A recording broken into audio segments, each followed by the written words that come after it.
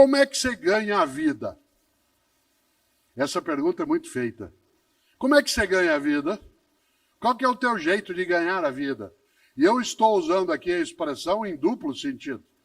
Isto é, como é que você ganha a vida? No sentido de como é que você obtém teu meio de sustento. Mas há uma segunda maneira de pensar isso. Como é que você faz para que a tua vida não seja perdida?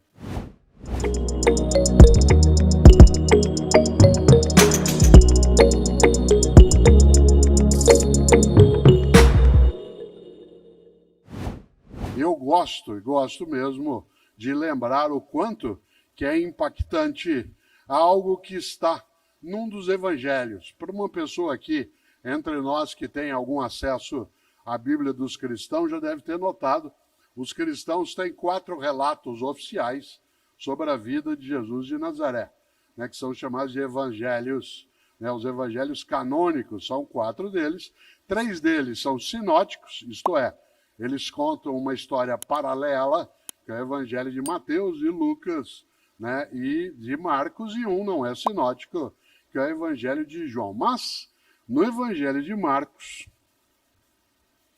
tem uma expressão, e tanto faz se você tem religião ou não, porque essa é uma escolha tua, tanto faz se é cristão ou cristã, essa é uma escolha tua, você pode ter ou não ter, mas há algumas formas de aconselhamento que nos servem.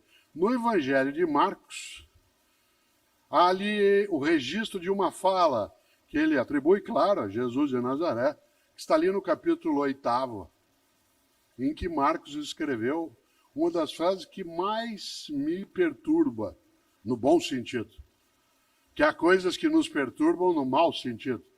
Há coisas que nos perturbam e nos fazem ficar, né, chateados, tristes.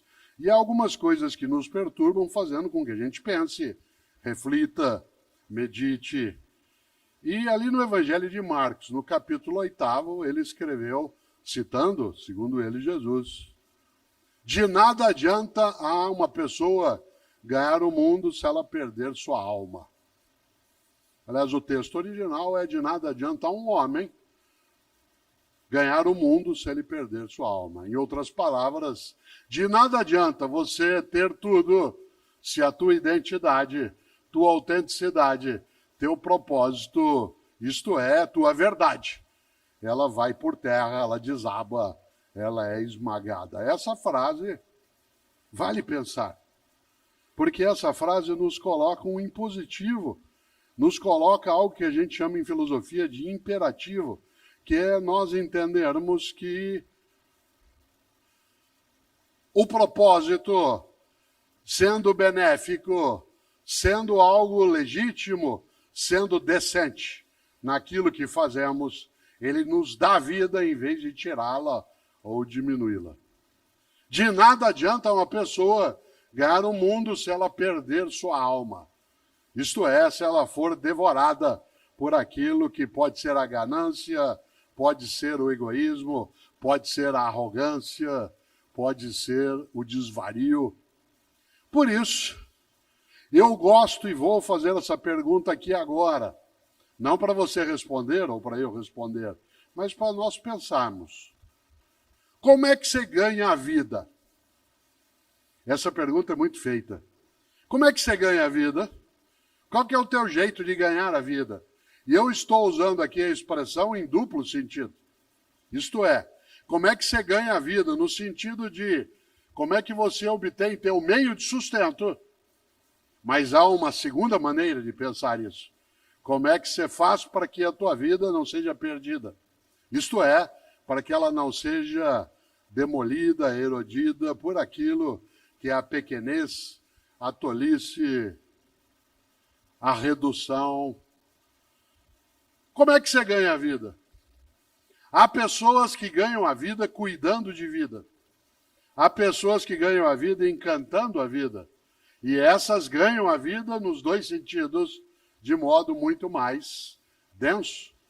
Há pessoas que ganham a vida apenas no sentido material, do sustento econômico, do acúmulo de patrimônio, que não é ilegítimo se agregado à ideia de ganhar a vida no outro modo que eu aqui lembrava.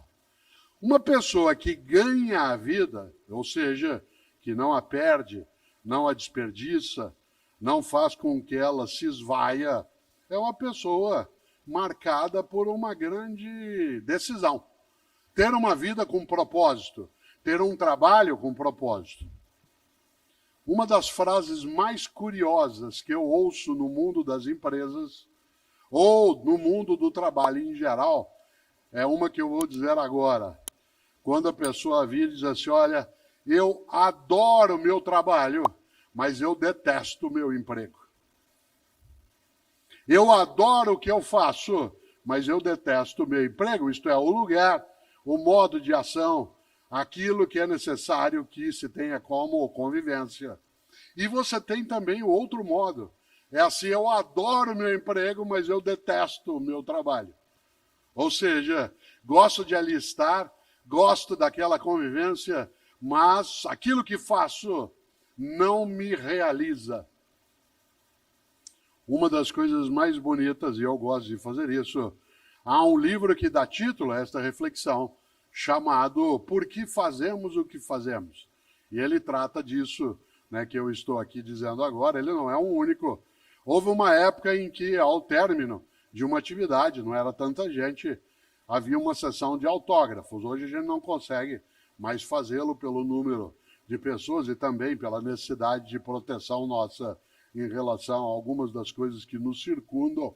Mas hoje há um outro modo, que eu não chamo mais de autógrafo, eu chamo de fotógrafo. Né? O que é isso? É quando eu terminar aqui, quando eu terminar a minha exposição, eu ficarei sobre o palco e, se você desejar, de modo tranquilo, ordenado, você se aproxima com a tua câmera e aí eu fico andando para lá e para cá, que nem um caranguejo, dado que eu estou, né?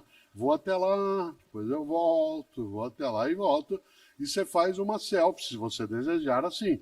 Há pessoas que gostam de fazê-lo, depois posta. Mas se você tiver com algum dos meus livros, faça a selfie segurando o livro, né? Porque aí sai você, o livro, e eu sorrindo, né?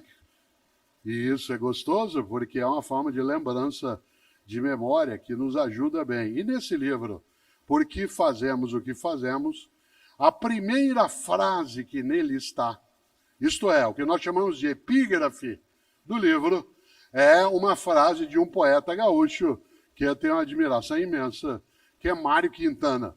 Talvez seja o poeta que eu mais cite, né, nos lugares. O grande Mário Quintana, um gaúcho nascido em Alegrete e que faleceu, né, em 1994, no dia 5 de maio. É fácil lembrar, porque ele morreu na mesma semana que o Ayrton Senna. O Senna morreu, né, no domingo e ele na quinta-feira. Mário Quintana tem várias coisas maravilhosas. Uma delas, eu sempre que posso trago à tona, aliás, duas delas.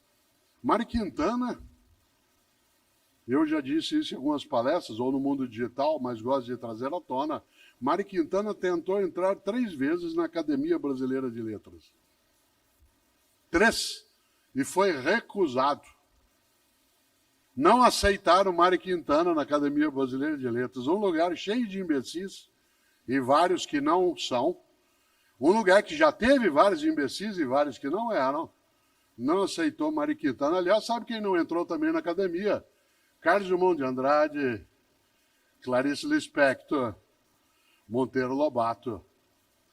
Nesse momento está se candidatando à Academia Brasileira de Letras, uma das pessoas mais admiráveis para mim, que é Maurício de Souza, um paulista nascido em Santa Isabel, mas que fez a sua vida ali em Mogi das Cruzes. Eu tenho 3 livros com ele. Eu faço o texto, ele faz as histórias com a Turma da Mônica. É uma pessoa, né, assim, incrível em termos de afago, de afeto, e que agora está se candidatando também. Pois bem, Mário Quintana foi recusado 3 vezes na Academia Brasileira de Letras. Vocês sabem que, como bom poeta que tem um propósito firme, ele deu o troco muito bem dado. Para dar o troco em que eu recusou, ele fez um poema. Vocês conhecem, chama Poeminho do Contra. Não é poeminha, não, é Poeminho do Contra. Aliás, esse poeminho, ele devia aparecer em vários lugares. O André, meu filho, que tem mais idade, que está sentado aqui, sabe que eu tenho esse poeminho pendurado né, numa das paredes ali no Parque Tatu, uma coisa gostosa, porque o que é que escreveu Mário Quintana? Guarde essa frase aí, porque ela vai servir para algumas coisas na vida, quando as pessoas, vez ou outra, em vez de serem colaborativas contigo, buscam ser demolitivas. E ele escreveu, é uma trova, ele diz, todos esses que aí estão, atravancando o meu caminho, eles passarão, eu passarinho. Olha que coisa genial. Todos esses que aí estão, atravancando o meu caminho, eles passarão, eu passarinho.